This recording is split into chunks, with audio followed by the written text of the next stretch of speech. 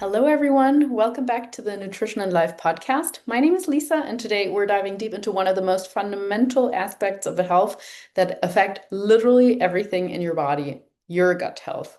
Over the past few months, I've had the incredible opportunity to interview some of the leading experts in gut health and functional nutrition. For example, Lindsay Little or Liz Roman, also known as the Poop Queen, Dominic Kuza from Revive, Trey Bruffey, who emphasizes keeping health simple, and Dane Anderson, who specializes in tackling inflammation through gut health.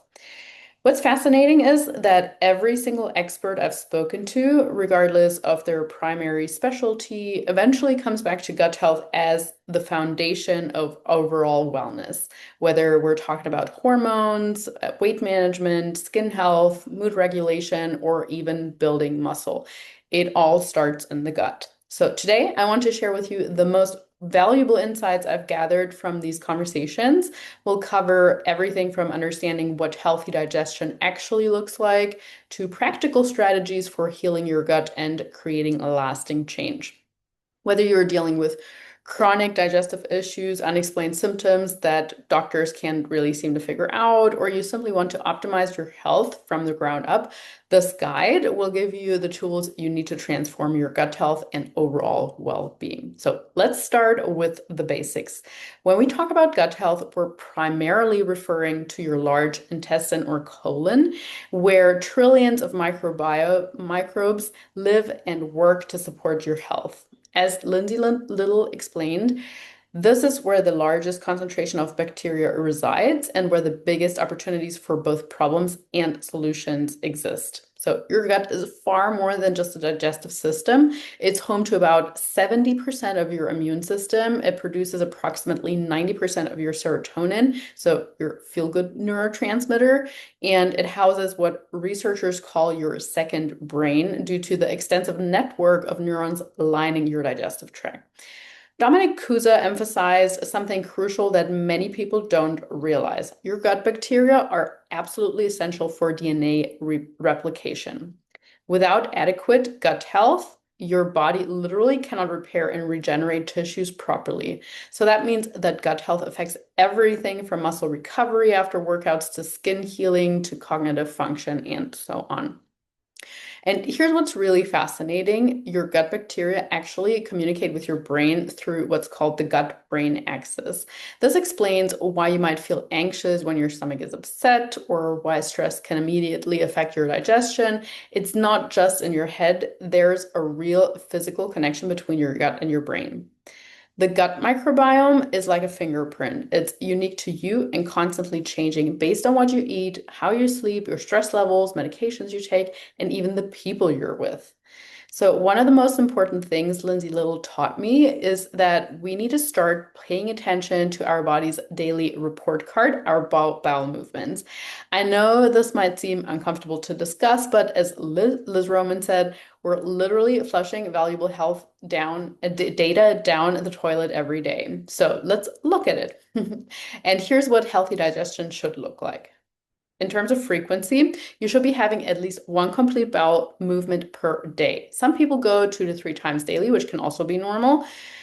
In terms of consistency, we can use something called the Bristol stool chart as a reference. So you want to aim for a type 4, a well-formed, smooth, and easy to pass type of stool.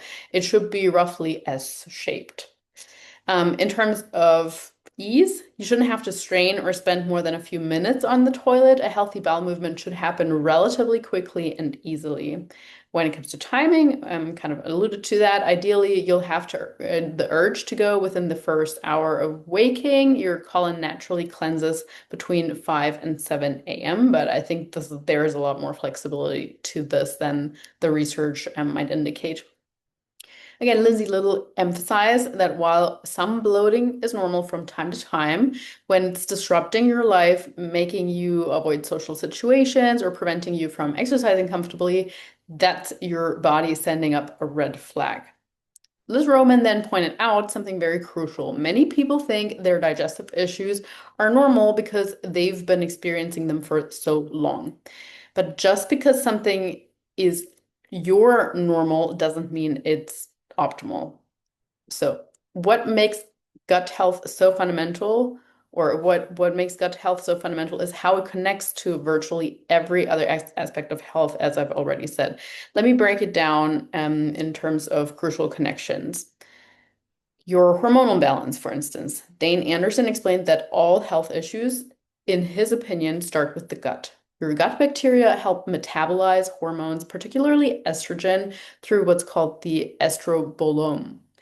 When your gut health is compromised, you might experience estrogen dominant symptoms, PMS, difficulty losing weight, mood swings, and sleep disturbances. William Grazione, another expert I interviewed, emphasized that gut health is crucial for proper detoxification, and if you're not having regular bowel movement, hormones that should be eliminated get reabsorbed into your system, creating a cycle of hormonal imbalances. Now, when it comes to weight management and metabolism, Trey Bruffey explained to us that gut health directly impacts your food cravings and metabolism. The bacteria in your gut actually influence what you crave. If you're eating a lot of processed foods, for instance, you'll develop more bacteria that thrive on sugar and refined carbs, and these bacteria will literally send signals to your brain to crave more of these foods. So if you have those cravings, that could be a sign that there's something wrong with your gut health, and you need to kind of cut that cycle. Then Dominic Kuza pointed out that gut health affects nutrient absorption. You might be eating a perfect diet, but if your gut isn't functioning properly, you're not actually absorbing and utilizing those nutrients effectively. There's another connection, and that is between the immune function and inflammation. Since 70% of your immune system is housed in your gut, digestive health directly impacts your ability to fight off infections and manage inflammation throughout your body. Dane Anderson explained that chronic gut issues create systemic inflammation, which can manifest as joint pain, skin problems, brain fog, chronic fatigue, autoimmune conditions, and more. And the last connection I want to mention here is to mental health and mood. So, with 90% of serotonin produced in the gut, it's no surprise that digestive issues or digestive health significantly impacts mood and mental well-being. Many people who address their gut health notice improvements in anxiety, in depression, and overall mood stability. Every expert I've interviewed has emphasized the crucial connection between stress and gut health as well. So Trey Bruffey, for instance, he particularly highlighted how chronic stress is one of the biggest drivers of digestive dysfunction. Here is what happens when you're stressed. Your body diverts energy away from digestion. Stress can alter gut mobility, leading to diarrhea or constipation in most cases. Chronic stress then promotes inflammation throughout the body, and stress hormones can negatively impact the balance of gut bacteria in your gut. Dane Anderson then emphasized that many people don't realize how stressed they actually are. He uses the analogy of a needle being put in your back every hour. At first, it hurts, but eventually you become desensitized to it.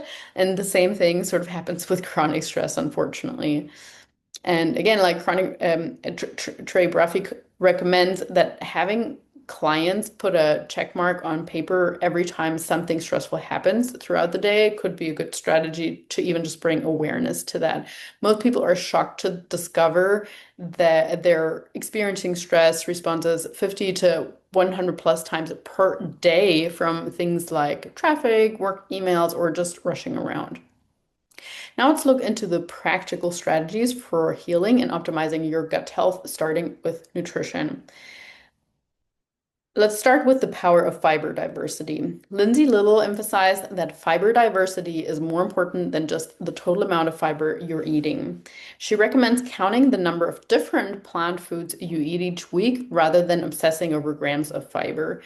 The goal is to eat 30 plus different plant foods per week. So that could be vegetables, of course, of all colors, fruits, nuts, seeds, legumes, herbs, spices, and whole grains. Each different plant food contains a unique fiber that feed different bacteria in your gut. So a practical tip would be, instead of eating the same blueberries every day, rotate between the various berries throughout the week, or even just purchase a berry mixture. Instead of always having spinach, you could rotate between different leafy greens, or again, like buy the mixed pack of the frozen vegetables instead of just a single vegetable pack. Another point is a gradual fiber increase. Both Lindsay Little and Liz Roman emphasized the importance of increasing fiber gradually together with hydration. So if you're currently eating very little fiber, jumping to 40 plus grams per day will likely cause significant digestive issues. Instead, increase by 5 to 7 grams every 4 to 5 days. Pay attention to how your body responds and ensure you're drinking adequate water as you increase fiber. Another point pertains to hydration and fiber balance. I guess kind of touched on this right now. So Liz Roman stressed that fiber and hydration always need to go hand in hand. Increasing fiber without adequate water can actually worsen constipation.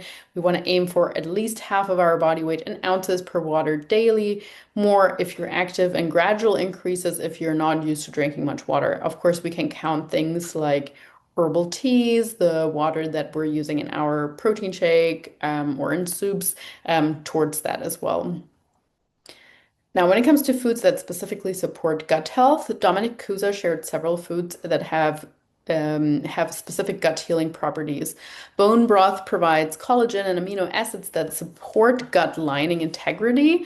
Grass-fed ghee or butter contains butyrate, which is like gas for gut lining. And fermented foods like yogurt, kefir, sauerkraut, and kimchi provide beneficial bacteria, also known as probiotics. But prebiotic foods like garlic, onions, asparagus, bananas feed these beneficial bacteria, the probiotics you have. And anti-inflammatory foods include fatty fish, turmeric, ginger, leafy greens, and berries. So those would all be very beneficial.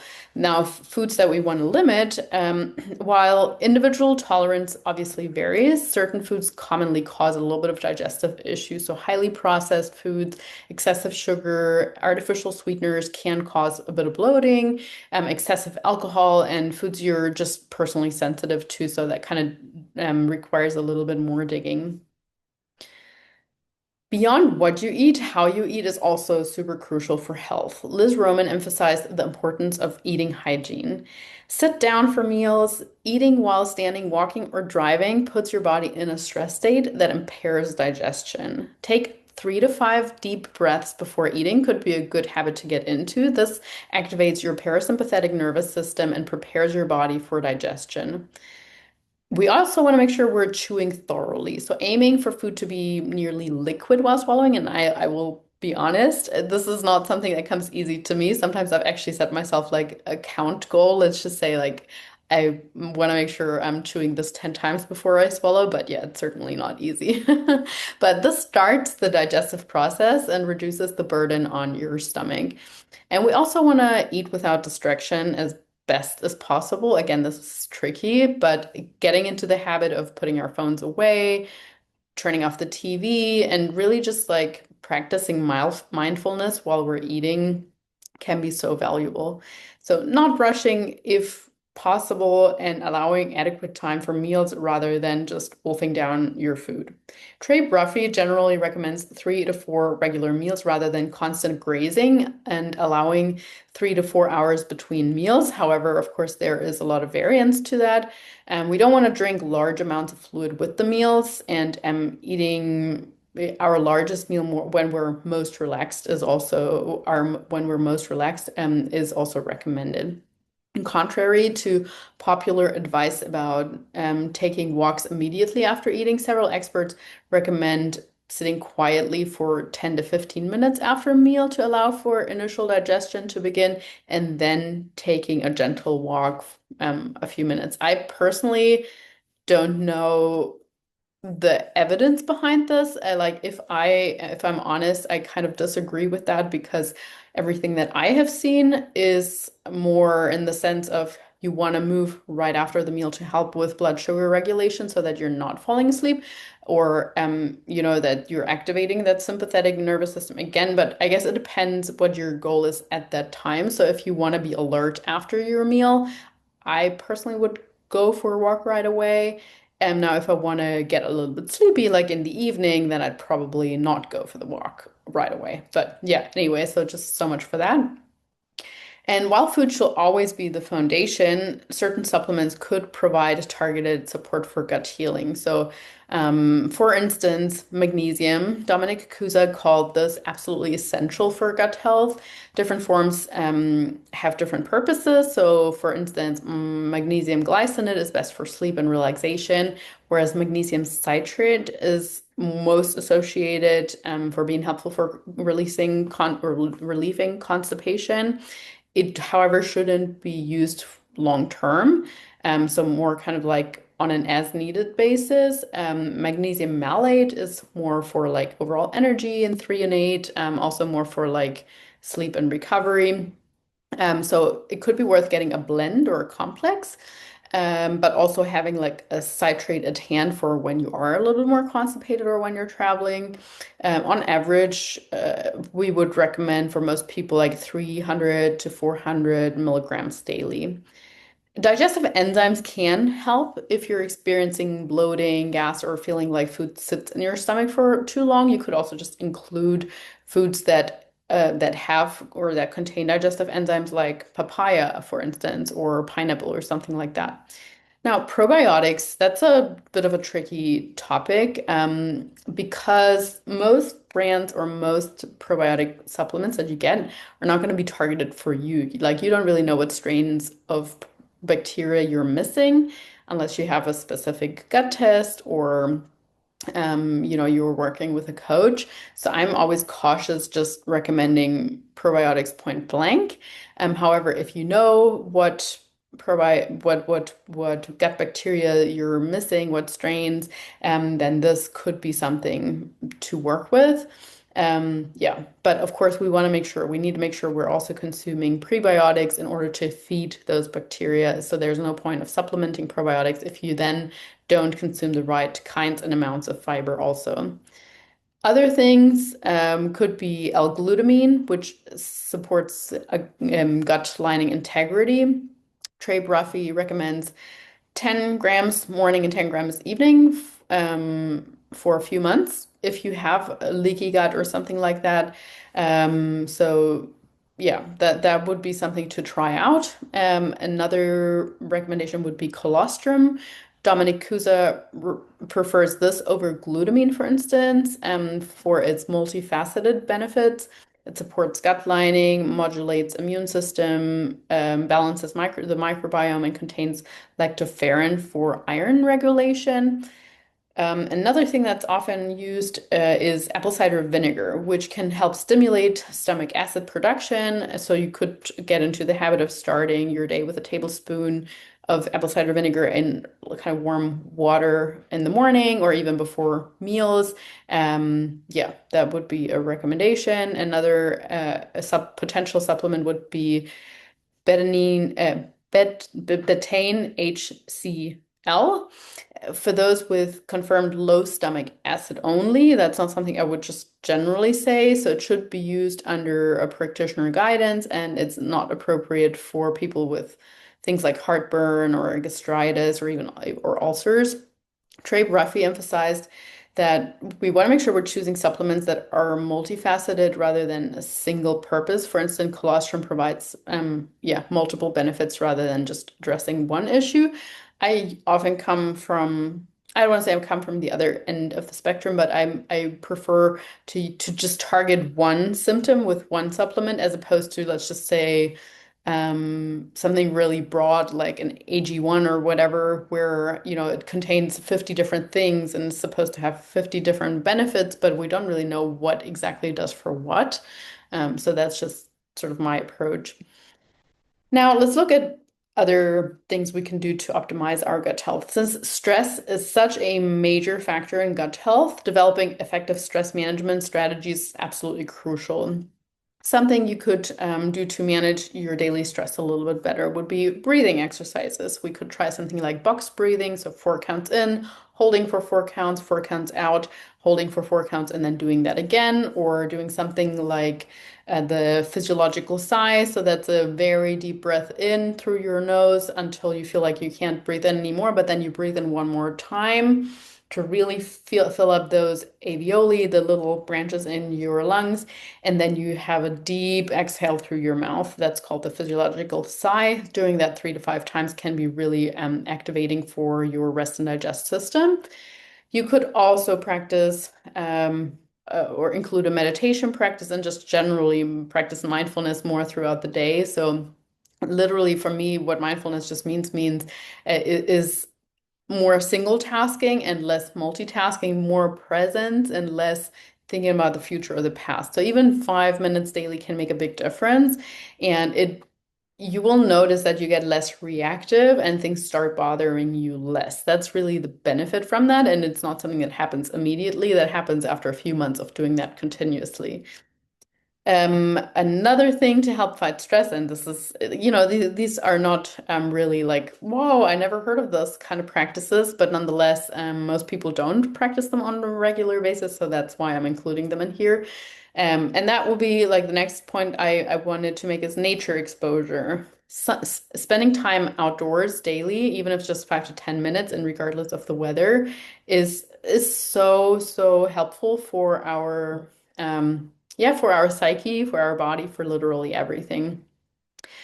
So we could also do some creative activities that help with down regulation. For example, coloring books, puzzles, crafting, playing with your pets, or even just like reading for pleasure, not for learning. Those are all things that help us like switch off from our day-to-day stressors. In order to manage chronic stress, that's a little bit different. We really need to identify stress triggers, and learning to set boundaries more and more, learning to say no, limiting news, social media exposure and consumption. We need to work on improving sleep quality and quantity. And yeah, just focusing more on cultivating those social connections and support that help nourish us and help us feel like we can handle what we've got on our plate. So when it comes to nervous system regulation, Dane Anderson emphasized that we really want to support our parasympathetic nervous system through the vagus nerve stimulation. That could include things like hot and cold exposure, humming, deep breathing, again, restorative practices like yoga, massages, warm baths, and so on. It really is very person dependent on that field here. Now, we want to look at the relationship between exercise and gut health, which is quite complex. While movement is absolutely beneficial, the type and the intensity matter significantly. Of course, walking is kind of more like a gentle movement. It is proven over and over to support digestion. We could aim for something like 8 to 10,000 steps daily, and splitting them up between I'm going to go for a short walk after every single meal. You could yoga simulates a lot of the digestive system as well, especially through like twists and contortions. But even just the restorative aspect of it or the relaxing aspect of it can also definitely help. We, of course, want to include some strength training at least 3 times per week, but not always training to failure, especially not if we're currently experiencing gut health issues.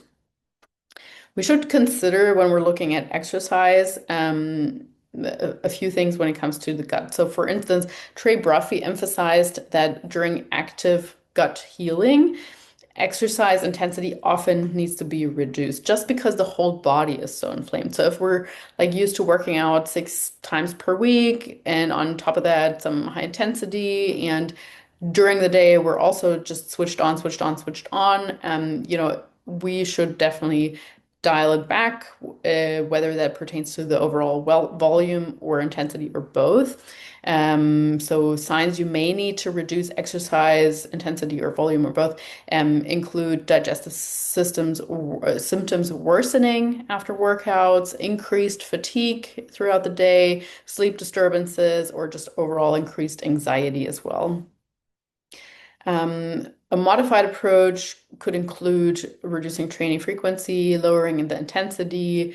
So kind of like leaving always 2 to 3 reps in reserve, shorter sessions, more emphasis on walking and yoga or things like that, and just prioritizing those down-regulatory activities. We want to remember that exercise is a stressor for the body, which is good, but when your gut is already inflamed or compromised, adding more stress through intense exercise can hinder healing. So based on all the expert insights, here is kind of a comprehensive approach to healing your gut. You want to start with with phase one, with foundations, and on average, that might take 1 to 4 weeks. So looking at nutrition, that could mean for a while completely eliminating obvious irritants like processed foods, excess sugar, and alcohol, increasing water intake gradually, adding 5 to 7 grams of fiber every few days, and including more fermented foods, and focusing on anti-inflammatory foods. And when it comes to lifestyle in those first few weeks, we want to really establish a consistent sleep routine and practice eating hygiene. So sitting down, chewing well, breathing before meals, beginning our daily stress management practices, whatever that might mean for you, reducing exercise intensity if necessary, and just including or making sure we're getting our walks in. Now, we can also start a supplement regime, whatever is needed at the time. Magnesium probably for most people, or things like digestive enzymes if appropriate. The second phase, we could refer to that as the building phase. That would be weeks 5 to 12 approximately. So here we want to focus on increasing our plant diversity, working towards those 30 plus different plants per week. And we could add more gut healing foods like bone broth and colostrum. We could consider more targeted elimination if necessary, like when it comes to those whole foods. And as it pertains to lifestyle practices, we want to deepen our stress management practices, optimizing our sleep environment and routine, and gradually increasing movement again as tolerated, but addressing chronic stressors wherever possible. If we need, this will be the place to add more targeted supplements like L-glutamine, zinc for some people as well, or for most people probably, and considering additional testing if the symptoms continue to persist. And then following that up with something phase number 3, an optimization phase. So let's just say roughly weeks 13 and beyond. Here we can reintroduce some of the eliminated foods systematically, but in small doses probably. So, maybe having a glass of wine once a week, or including a little bit of dark chocolate again, or, a high quality bread or something like that. We do want to focus though on maintaining that diversity of the of foods that we consume and listening to our body's responses. So like, okay, if I'm reintroducing one thing, I'm just reintroducing one thing at a time, and then monitoring my body, my symptoms for the next 48 hours or so to make sure this is not causing anything, and then reintroducing the next food. So kind of developing sustainable long-term eating patterns that way. And when it comes to the lifestyle practices, we want to maintain our stress management practices, maybe deepening them in terms of duration, or looking at different ones. If I'm saying like, oh, I really don't like this form of meditation, maybe I can find a different form of meditation, or I'm going to journal instead, or, whatever it might be. And returning to our preferred exercise routine as appropriate. For many people, that could mean long-term, not going back to those whatever 6 days of training or so, but instead just keeping it at 4, and making that the long-term strategy. We want to continue to prioritize sleep and recovery, and of course building community and support in all kinds of ways. For the supplements, we need to adjust that on a regular basis, just depending on depending on what the body needs at the time. Long term, there are some things we don't want to take consistently, and rather like in a cycled way. But yeah, just that needs to be addressed on an individual basis. So now let me address some of the common challenges you might face with this. Let's just say if you're feeling, oh, I'm doing everything right, but I'm still not seeing results. That is super frustrating, but also quite common. And here we want to consider, are we actually being consistent with all the practices that we're doing? Because sometimes we just look at our weeks in terms of like Monday through Friday, or we're consistent for like 2 weeks and we're like, oh, I'm not seeing results. So gut healing takes time.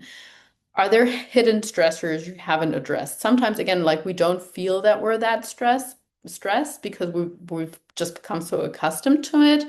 But in the end, there's still so much going on. So yeah, we might need professional testing in some cases to identify specific issues, but I would just say let's focus on consistency. Let's look at all areas of life and not try to do too much. Like in most cases, it comes down to doing less, to cutting out more stuff than it is to like adding more supplements and, more different practices. Another common thing is I feel worse when I add fiber. That often indicates that you're either increasing fiber too quickly, or maybe you have SIBO or bacterial overgrowth, or you might just have the wrong quantities of something or the wrong form of something. So let's just say if you're eating raw broccoli, that's super, super, super, super difficult to digest. So even just cooking it could make a big difference. Or if you're cooking your broccoli, but you're having, I don't know, like 300 grams of it because you just want to feel full. That is also a very high risk of causing bloating, or so very few people that I know would be able to tolerate that without feeling bloated afterwards. So assess your quantities and the way in which you're eating certain foods. Another thing is, oh, I can't stick with this long term. It feels too restrictive. And yeah, I mean, often it is about the approach rather than the willpower. So here I would just say let's make smaller changes and focus on one area at a time, as opposed to trying too much too soon. Especially like we kind of want to roll this up from the ground up. So addressing stress and sleep, which inevitably affect willpower, and maybe getting an accountability partner, a coach, or even just a friend to do all this with. Because yeah, it needs to be something that feels sustainable. And in most cases, it's just that life is overwhelming as it is. So we do need to make those changes kind of small. Another thing that I sometimes hear is my symptoms keep coming back. So that kind of suggests that the root cause hasn't been fully addressed, and you may need longer healing time. So, like, let's just say if you're eliminating certain foods for 2 to 3 weeks and you're thinking, okay, I'm gradually going to introduce that back again, and your symptoms keep coming back. It doesn't mean that you can't eat that food ever again, because sometimes it might just be that it wasn't enough time for whatever was inflamed to die off, so to speak. So yeah, there might be ongoing triggers you haven't identified, or you're just returning to old patterns too quickly. And again, this is where professional guidance could be quite helpful.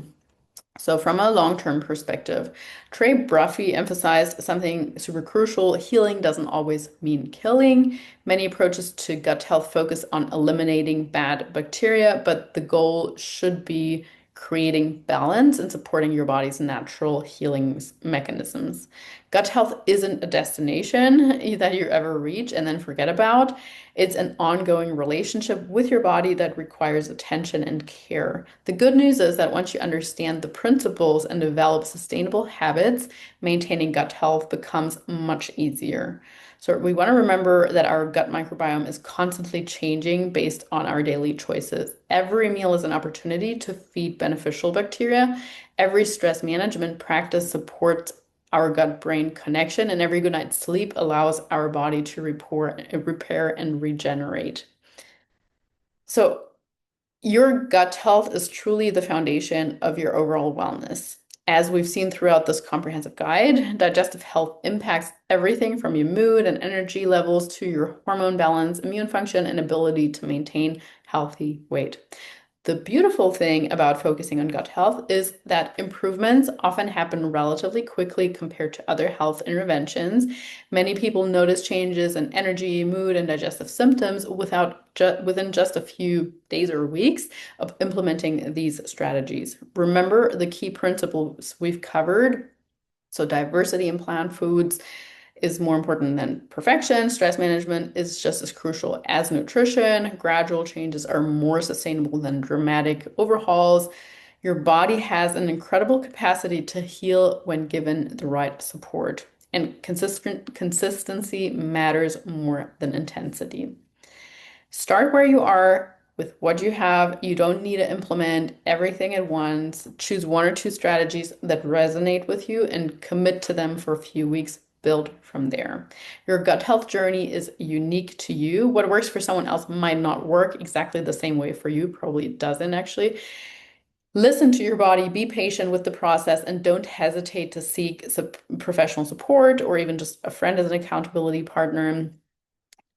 If you found this comprehensive guide helpful at all, please give the podcast a review, the video a thumbs up, and share it with someone who might find it helpful as well. Subscribe to the podcast or the YouTube channel, or follow me on Instagram. I would love that as well. And in the comments, if you're watching this on YouTube, I'd love to hear about your gut health journey. What strategies have or haven't worked for you in the past? What challenges are you facing? Yeah, your experiences might also help someone else. So please share. And yeah, remember you have more control over your gut health than you might think. With the right knowledge, tools, and consistency, you can absolutely transform not just your digestion, but your overall quality of life. I hope that your gut health journey and that you continue your gut health journey and that you don't give up on something where you just kind of have settled for it being the normal. Thank you so much for listening and watching. I really appreciate you taking the time to tune in, and I wish you all a wonderful rest of your day.